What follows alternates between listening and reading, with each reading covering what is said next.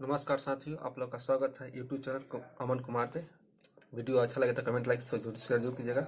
आइए ज्ञान बिंदु जीएस एकेडमी के इम्पोर्टेंट टॉपिक जो चतुष्वर्णीय समाज की कल्पना का आदि स्रोत ऋग्वेद के 10वें मंडल में बने पुरुष सूक्त से है। चतुष्वर्णीय समाज की कल्पना का आदि स्रोत ऋग्वेद के 10वें मंडल चतुष्वर्णीय समाज की कल्पना का आदि स्रोत ऋग्वेद के 10वें मंडल में बने पुरुष सूक्त से है। चतुष्वर्णीय समाज की कल्पना आदि का स्रोत ऋग्वेद के 10वें मंडल में बने पुरुष सूक्त से है। ऋग्वेद में गाय को अधन कहा गया है। ऋग्वेद में गाय को अधन कहा गया है। ऋग्वेद में गाय को अधन कहा गया है। ऋग्वेद में इंद्र के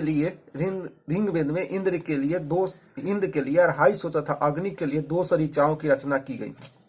ऋग्वेद में इंद्र के लिए 250 तथा अग्नि के लिए 200 ऋचाओं की रचना की गई है। प्राचीन इतिहास के साधन के रूप में वैदिक साहित्य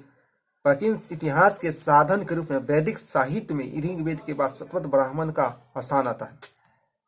प्राचीन इतिहास के साधन के रूप में वैदिक साहित्य में ऋग्वेद के बाद सतपथ ब्राह्मण का स्थान है। यजुर्वेद के पाठकर्ता को अर्धयुग कहते हैं। यजुर्वेद के पाठकर्ता को अर्धयुग कहते हैं। यजुर्वेद के पाठकर्ता को अर्धयुग कहते हैं। यजुर्वेद के पाठकर्ता को अर्धयुग कहते हैं। बगदाद के खलीफा अल आदिल बिलाह ने महमूद गजनबी को मान्यता प्रदान करते हुए उसे अमीन उल दौला तथा अमीन उल मिलाह की उपाधि प्रदान की। जो बगदाद के खलीफा है अल आदिल बिलाह ने महमूद गजनबी को मान्यता प्रदान करते हुए उसे अमीन उल दौला तथा अमीन उल मिलाह की उपाधि प्रदान की। महमूद गजनबी ने भारत पर 17 बार आक्रमण किया। महमूद गजनबी ने भारत पर 17 बार आक्रमण किया। महमूद गजनबी ने भारत पर कितने बार आक्रमण किया? 17 बार आक्रमण किया।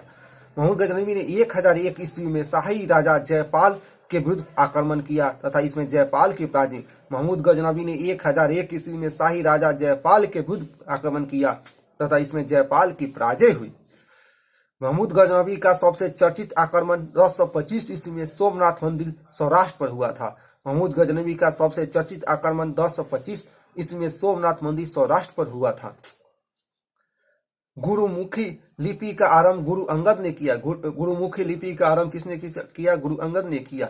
सिखों के तीसरे गुरु अमरदास ने हिंदुओं से अलग विवाह पद्धति लवन का आरंभ किया। सिखों के तीसरे गुरु अमरदास ने हिंदुओं से अलग पद्धति लवन को आरंभ किया। अकबर ने गुरु रामदास से गोविंदवाल जाकर भेंट की। अकबर ने गुरु अमरदास से गोविंदवाल जाकर भेंट की और गुरु पुत्री बीबी भानी को कई गांव में प्रदान किए। अकबर ने गुरु अमरदास से गोविंदवाल जाकर भेंट की और गुरु पुत्री बीबी भानी को कई गांव प्रदान में दिए। अमरदास ने 22 गद्दियों की स्थापना की। अमरदास ने 22 गद्दियों की स्थापना की और प्रत्येक पर एक मध्य की नियुक्ति की। अमरदास ने 22 गद्दियों की स्थापना की और प्रत्येक पर एक मध्य की नियुक्ति की।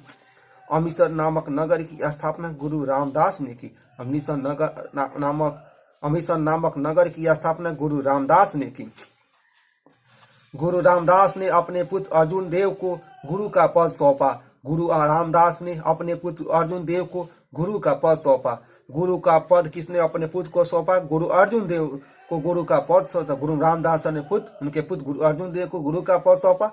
इस प्रकार इन्होंने गुरु के पद को पैतृक बना दिया। गुरु रामदास ने गुरु के पद को पैतृक बना दिए।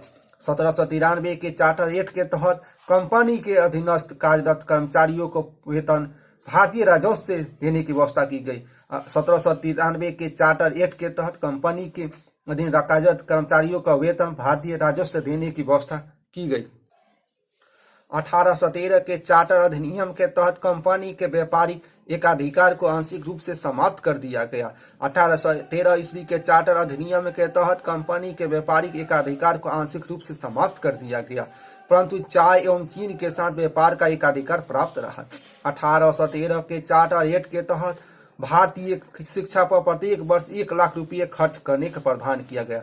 1813 के चार्टर एक्ट के तहत भारतीय शिक्षा पर प्रत्येक वर्ष 1 लाख रुपये खर्च करने का प्रावधान किया। 1 लाख खर्च किस चार्टर अधिनियम के तहत? 1813 के चार्टर अधिनियम के तहत। 1813 के चार्टर अधिनियम के तहत ईसाई धर्म प्रचारकों को भारत में छूट प्रदान की गई कि वो आए भारत में अपने धर्म का प्रचार प्रसार करें। 1833 के चार्टर एक्ट के तहत बंगाल के गवर्नर जनरल का नाम बदलकर भारत का गवर्नर जनरल कर दिया गया। 1833 के चार्टर एक्ट के तहत बंगाल के गवर्नर जनरल का नाम बदलकर भारत का गवर्नर जनरल कर दिया गया। बंगाल के अंतिम एवं भारत का प्रथम governor general Lord William Bentinck बने। बंगाल का अंतिम एवं भारत का प्रथम governor general Lord William Bentinck बने। 1833 के चार्टर एक्ट के तहत कंपनी के व्यापारिक एकाधिकार पूर्णतः समाप्त कर दिए गए। 1833 के चार्टर एक्ट के तहत कंपनी के व्यापारिक एकाधिकार को पूर्णतः समाप्त कर दिया गया। भारत में दास प्रथा का उन्मूलन 1843 ईस्वी में किया गया। भारत में दास प्रथा का उन्मूलन 1843 ईस्वी में किया गया। 1834 ईस्वी में लॉर्ड मैकाले की अध्यक्षता में प्रथम विधि आयोग का गठन किया गया। 1834 ईस्वी में लॉर्ड मैकाले की अध्यक्षता में प्रथम विधि आयोग का गठन किया गया। भारत के तटीय भाग की लंबाई 75 से 16.6 किलोमीटर है। भारत के तटीय भाग की लंबाई 75 से 16.6 किलोमीटर है, परंतु मुख्य भूमि के तटीय भाग की लंबाई 61 किलोमीटर है। परंतु मुख्य भूमि के तटीय भाग की लंबाई 61 किलोमीटर है। भारत के कुल 16 राज्य पड़ोसी देशों की सीमा से जुड़े हैं। भारत के कुल 16 राज्य पड़ोसी देश की सीमा से जुड़े हैं। भारत की जल एवं स्थल सीमा से लगे देश बांग्लादेश, म्यांमार और पाकिस्तान है। भारत के जल एवं स्थल सीमा से लगे देश बांग्लादेश, म्यांमार और पाकिस्तान है। कोलंबा पॉइंट मुंबई में है। कोलंबा पॉइंट मुंबई में है। पॉइंट कालीमेट तमिलनाडु एवं पॉइंट पेडो जाफना श्रीलंका के उत्तर पूर्व में है। भारत के साथ सबसे लंबी सीमा बांग्लादेश के साथ लगता है। भारत के साथ सबसे लंबी सीमा बांग्लादेश के साथ है 4096 किलोमीटर। बांग्लादेश असम, मेघालय, मिजोरम, त्रिपुरा एवं पश्चिम बंगाल 5 राज्य के साथ सीमा बनाता है। बांग्लादेश भारत के 5 राज्य असम, मेघालय, मिजोरम, त्रिपुरा और पश्चिम बंगाल 5 राज्यों के साथ सीमा बनाती है। भारत की सबसे छोटी सीमा अफगानिस्तान के साथ बनता है 106 किलोमीटर।